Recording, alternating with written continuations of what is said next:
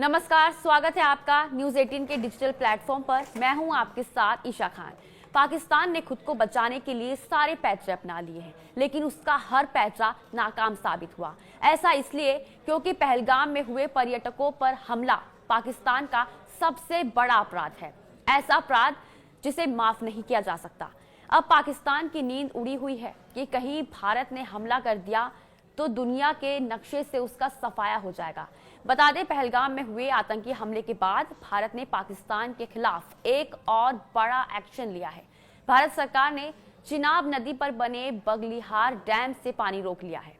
अब झेलम नदी के ऊपर बने किशन गंगा बांध के माध्यम से ऐसा ही एक और उपाय करने की योजना बनाई जा रही है। जब भारत ने सिंधु जल संधि को स्थगित किया था तो पाकिस्तान ने इसका पुरजोर विरोध किया था और कहा था कि पानी को रोकने की किसी भी कोशिश को युद्ध की कार्रवाई माना जाएगा।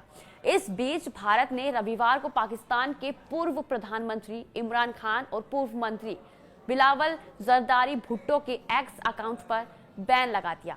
भुट्टो ने भारत को चेतावनी दी थी कि अगर भारत ने सिंधु नदी का पानी रोका तो खून बहेगा।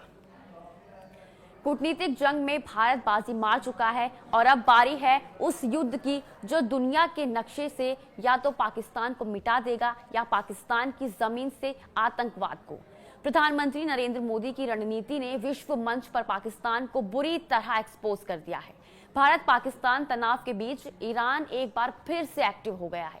ईरानी विदेश मंत्री सैयद अब्बास अरागची 5 मई को पाकिस्तान जा रहे हैं। इसके बाद वे वापस तेहरान लौट आएंगे, लेकिन कुछ ही दिन बाद ये फिर भारत भी आएंगे। ईरान पहले ही दोनों देशों के बीच मध्यस्थता की पेशकश कर चुका है। अब ऐसे में सैयद अब्बास अरागची के दौरे के खास मायने हैं। भारत पहले ही साफ कर चुका है कि आतंकियों पर हमला होकर रहेगा।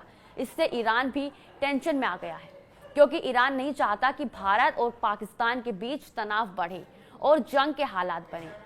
ईरान पाकिस्तान से ज्यादा भारत का करीबी है, इसलिए वे हर कदम पर भारत के लिए सोच समझकर उठा रहा है कदम।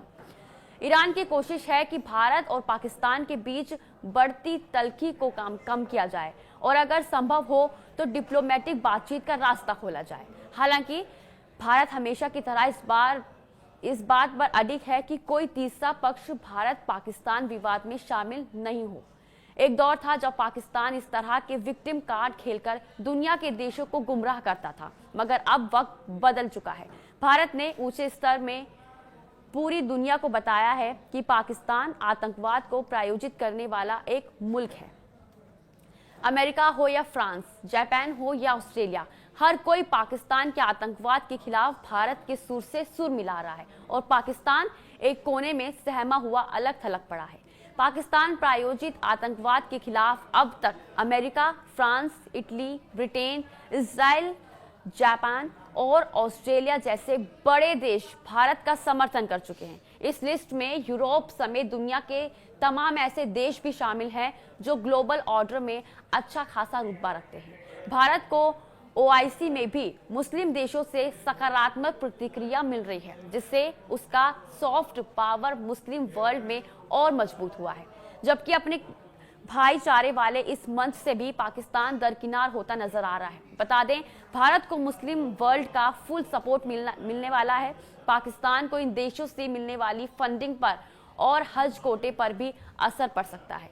पाकिस्तान की गोदी में बैठे आतंकियों के खिलाफ पूरा विश्व भारत के साथ खड़ा है। सिर्फ कुछ गिने चुने और वैचारिक रूप से कट्टर मुल्क ही पाकिस्तान के पीछे खड़े नजर आ रहे हैं।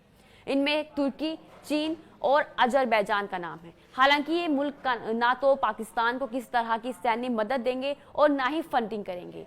चीन की मंशा जग जाहिर है कि तुर्की सिर्फ जुबानी शेर है और अजरबैजान ज्यादातर लोग तो इस मुल्क का नाम भी नहीं जानते।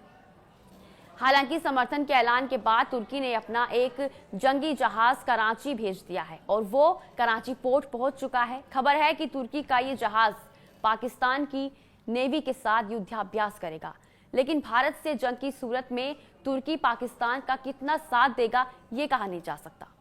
कुल मिलाकर कूटनीति में मैदान में पाकिस्तान बुरी तरह परास्त हो चुका है। अगर वो भारत की बढ़ती ग्लोबल पावर को अंदाजा वक्त लगते रहा होता तो शायद पहलगाम जैसा अजीम गुनाह ना करता। भारत ने हमेशा से कहा है कि भारत पाकिस्तान का मसला द्विपक्षीय है, इसमें किसी तीसरे देश की कोई भूमिका नहीं। यहाँ तक कि जब अमेरिका के राष्ट्रपति डोनाल्ड ट्रंप ने अपने पिछले कार्यकाल में मध्यस्थता की पेशकश की थी, तब भी पीएम मोदी ने साफ साफ कह दिया था कि इसे मुझ पर छोड़ दीजिए, हम किसी तीसरे देश को कष्ट नहीं देना चाहते। भारत ने अमेरिका ही नहीं, यूएन और तुर्की जैसी ताकतों को मध्यस्थता पेशकश भी नामंजूर कर दी। भारत का साफ साफ कहना है कि जब तक सीमा पर आतंकवाद बंद नहीं होगा, तब तक कोई बातचीत संभव नहीं। बता दें, ईरान के लिए भारत का साथ बेहद जरूरी है। भारत चाबहार पोर्ट डेवलप कर रहा है तो तेल का भी कारोबार हो रहा है। एनर्जी पर भारत के साथ ईरान का सहयोग काफी अहम है, जबकि पाकिस्तान के साथ सांप्रदायिक और सामरिक संबंधों को भी वे खोना नहीं चाहता। इसलिए ईरानी विदेश मंत्री ये दिखाने की कोशिश कर रहे हैं कि उन्होंने पाकिस्तान भारत का तनाव कम करने की कोशिश की है। ईरानी विदेश मंत्री के दौरे को पाकिस्तान अपने लिए जीत मानेगा, क्योंकि किसी और मुस्लिम देश से उसे समर्थन नहीं मिल रहा है। पाकिस्तान जिस तरह गहरे संकट में फंसा है और भारत जिस तरह उसे आतंकिस्तान कह चुका है, उससे शहबाज शरीफ की सांसें फूल रही हैं। रही सही कसर पीएम मोदी के उस बयान ने पूरी कर दी, जिसमें उन्होंने कहा था कि आतंकियों और उनके आकाओं को कल्पना से भी बड़ी सजा मिलकर रहेगी। और आज के लिए बस इतना ही। आप देखते रहिए न्यूज़ 18।